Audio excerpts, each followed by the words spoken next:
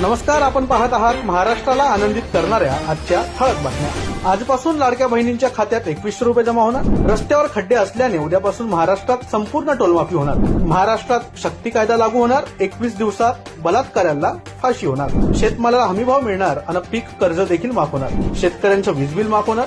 येत्या आठवड्याभरात 25 लाख बेरोजगारांना नोकऱ्या मिळणार। पेट्रोल डिझेल स्वस्त झाल्याने सगळीकडे स्वस्त आहे। बंद पडलेल्या मराठी शाळा पुन्हा सुरू होणार। 1 एप्रिल 2026 रोजी शिवस्मारक व भीमस्मारकाचे उद्घाटन पंतप्रधान मोदींच्या हस्ते होणार। ईडी सीबीआय यांचा धाक दाखवून नेते फोडणार नाही असा फडणवीसांचा शब्द। समाजात तेढ निर्माण करणाऱ्या वाचाळवीरांच्या मुसक्या आवळणार।